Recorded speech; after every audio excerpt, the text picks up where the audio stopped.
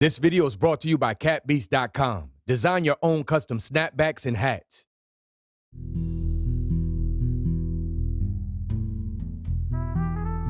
As most of you probably know, Jimmy Butler had a very tough journey to the NBA. While Butler was in middle school, his mother kicked him out of the house.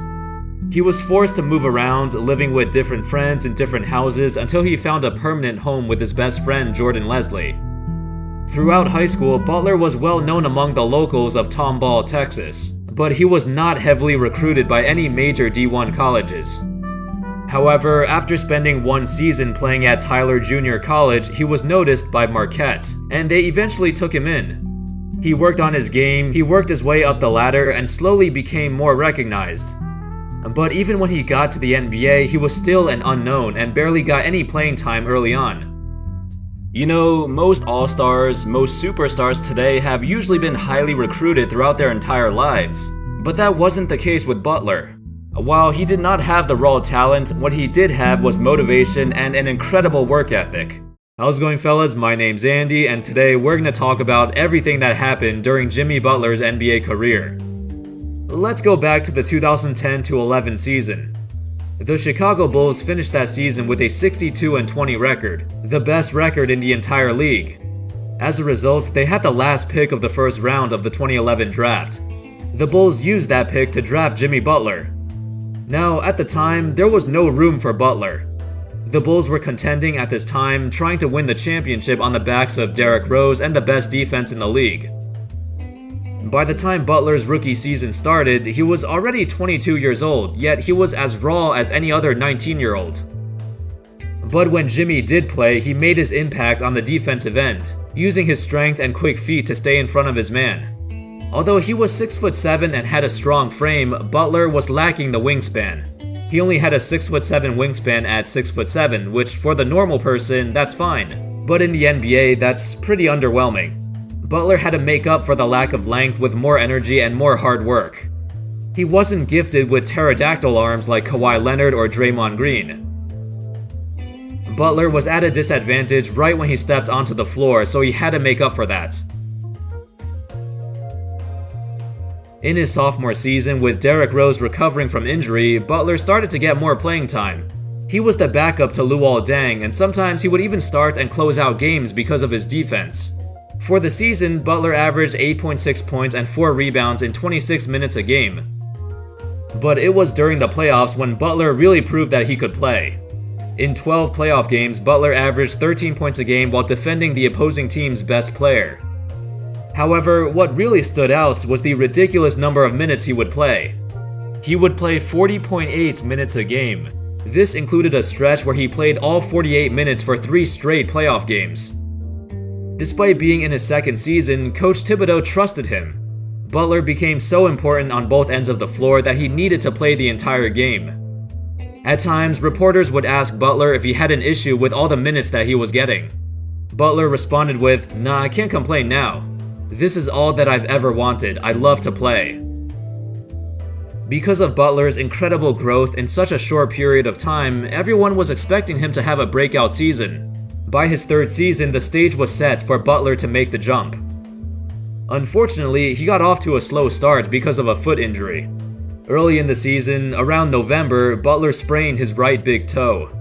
You could tell for most of the season he had trouble with the injury and he had trouble adjusting. Derrick Rose came back for a little bit but then got injured again, and Butler's role on the team fluctuated. You add on that nagging toe injury and all of this resulted in an underwhelming season for him. While he did play 39 minutes a game and saw his numbers increase across the board, his efficiency dropped significantly. He tried to adapt offensively and wanted to be the first option, but he had a hard time doing so. He still wasn't ready yet, he wasn't used to how defenses were guarding him. The 39 minutes a night might have been too much for him too. We all know Thibodeau's not great at managing minutes. Heck, in a game against the Orlando Magic, it went into triple overtime and Butler played 60 minutes in that game. Yikes. Anyway, despite the mediocre season, Butler would still make second-team All-Defense, his first of many selections. Butler's fourth season was his real breakout season. Even Butler himself was so confident that he rejected the Bulls' qualifying offer, and instead he bet on himself to play better and get an even bigger contract next year. When talking about this, he said, "It came down to me deciding that I want to bet on myself. It was about me believing that I put the work in this summer to become a better player with the hope that my improvement will give the Bulls a better chance to win a championship." After trading away Dang in the previous season, the Bulls made it clear that Butler was going to be a focal point on offense. It was his time to shine, and he made the most of this opportunity. Butler averaged a career-high 20 points a game, a career-high in rebounds and assists as well, and he saw his shooting efficiency skyrocket.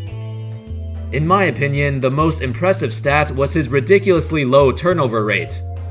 In the 2014-15 season, out of every other player who averaged at least 20 points a game, Butler had the second lowest turnover percentage, turning the ball over in only 7.7% of his possessions. Number 1 was LaMarcus Aldridge with 7.2%.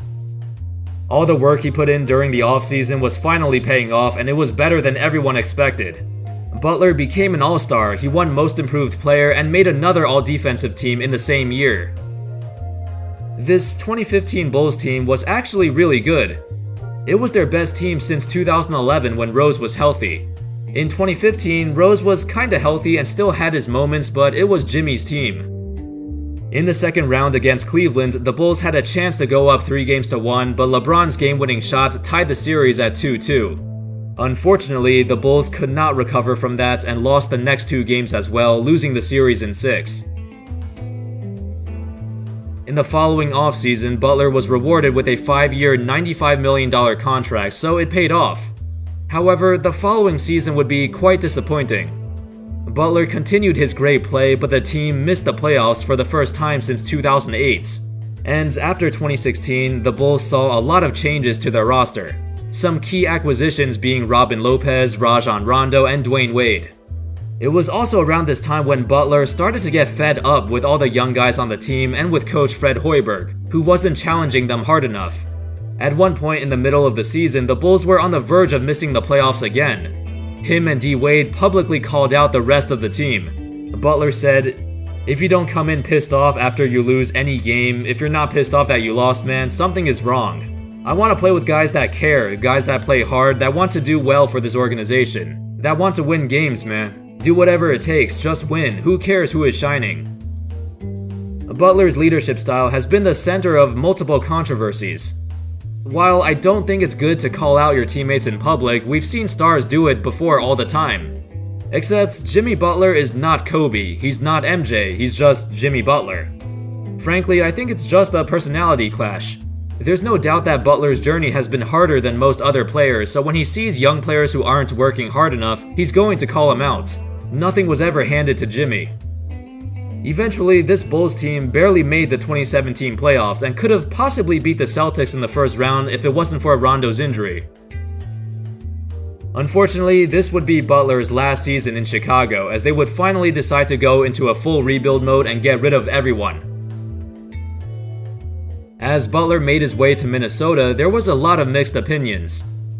In one perspective, Butler is the best thing that's ever happened to the Timberwolves in over a decade.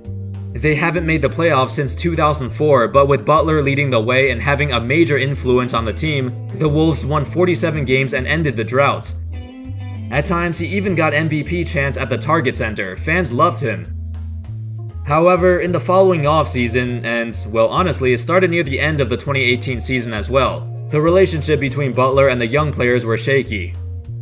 It culminated in a preseason practice where Butler reportedly bashed Karl Anthony Towns and Andrew Wiggins, calling them soft. He led a practice with the third stringers on the team and led them to a win over the starters. This whole situation seems kinda awkward, but it summed up Butler's relationship with the team quite nicely. While it's easy to point at Butler and say that it's his fault for not getting along with his teammates, from his point of view, it's different. He looks at Towns and he looks at Wiggins as two guys who lived a great life. They were two of the top prospects in the nation, they were heavily recruited for college and had a ton of hype surrounding them. And yet, when Jimmy sees them not working hard in practice, it pissed him off because he himself was always the underdog. It's like he sees Cat and Wiggins as two spoiled kids. From Jimmy's perspective, it makes sense why he couldn't get along with them. On top of all this, he started to not try in the games, or not even show up to the games. deciding when or which games he wanted to play. It was basically time for him to go. After getting traded once again, Butler has a lot to prove. I'm not talking about his play on the court, he's always been pretty good, but I'm talking about his presence in the locker room. Can he actually get along with his teammates? The issues in Minnesota were the same as the year before in Chicago. Apparently, Butler wants to remain in Philadelphia and reach a max contract extension in the 2019 offseason. But whether or not he's actually going to get it, it's going to depend on how Butler plays and how he handles himself. In my opinion, the Sixers with Butler are the second best team in the East. I think Toronto is still better than them, and most people would agree with that. However, this trade was perfect for Philly because they needed a secondary playmaker who can get buckets without needing any setups. Butler can sometimes be ball dominant, but he's exactly what they need. A defensive-minded player who can also create his own shots. The Sixers won't be losing any defense either after trading away Covington. Saric is probably the main guy the Wolves wanted because he's younger, but he had a rough start to the season, which probably made it easy for Philly to put him in the trade. I'd say if Butler re-signs with Philly and stays there long term, it's definitely a win for them. For the Wolves though, obviously talent-wise it's not a win, but they had to do something with Jimmy.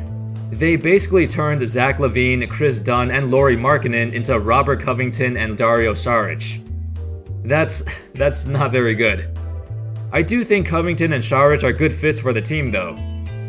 And that's all folks, that sums up Jimmy Butler's NBA career so far. At one point, he was a beloved young player who everybody was cheering for. He struggled a lot to get to where he is. But after a couple years of stardom, he slowly became the villain. Also, big shout out to capbeast.com for sponsoring this video. If you want to customize your own snapbacks and hats, check out the link below. Anyway, thank you everyone so much for watching. I hope you enjoyed the video, and as always, I'll see you next time. Peace.